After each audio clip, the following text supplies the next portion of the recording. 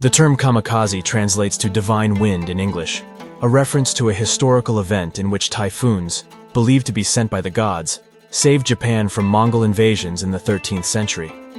During World War II, the term took on a new meaning, referring to Japanese pilots who carried out suicide missions against Allied naval vessels.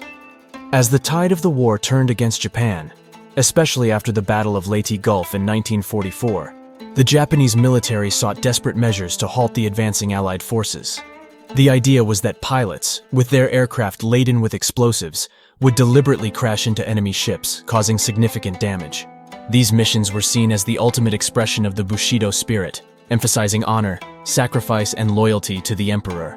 Kamikaze attacks were terrifyingly effective at times. A single pilot could inflict significant damage on, or even sink, a large vessel. The U.S. Navy was particularly affected, with destroyers and escort carriers among the most frequently targeted.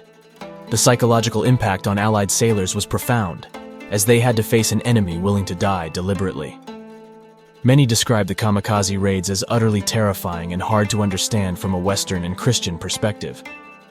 Contrary to some beliefs, many kamikaze pilots were not eager volunteers but were instead selected for the task. They underwent rigorous training, focusing on taking off and flying to their targets, with landing obviously not being a component of their training. Letters and diaries from some of these pilots reveal a mix of emotions, from fervent belief in their mission to deep sadness at the thought of leaving loved ones behind. Many were very young and lamented how their life would be cut short and what they would miss by dying so soon. Japanese historical archives know of many heartbreaking letters of young sons that were written to their mothers before these young men were sent off to their doom. The letters, diaries, and poems left behind by these pilots provide a window into their innermost thoughts and feelings. Many expressed a deep sense of duty to their country and the emperor, believing that their sacrifice would help save Japan. Some wrote about their sadness at leaving their families behind, especially knowing the grief their deaths would cause. Others expressed anger or resignation at being chosen for such a mission. It's essential to understand that while some volunteered enthusiastically, others felt pressured or obligated, and not all went willingly. In the end, the kamikaze attacks tactic did not alter the outcome of the war, but it did leave a lasting impression. The willingness of these pilots to lay down their lives for their country became symbolic of Japan's wartime ethos. Post-war, the kamikaze became a subject of much reflection in Japan, with some viewing them as tragic heroes, and others as victims of a military regime that demanded blind loyalty. Media, especially manga and movies, reflected on the spirit of these pilots after the war.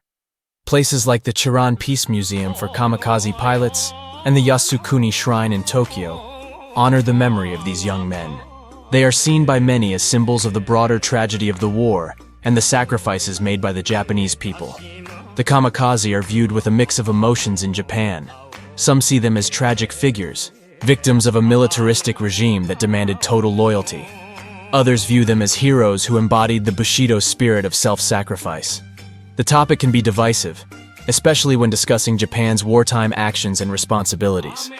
In a popular song from the war about the kamikaze pilots, a pilot sings about how he would like to see his mother's face again and imagine it again before going to certain death.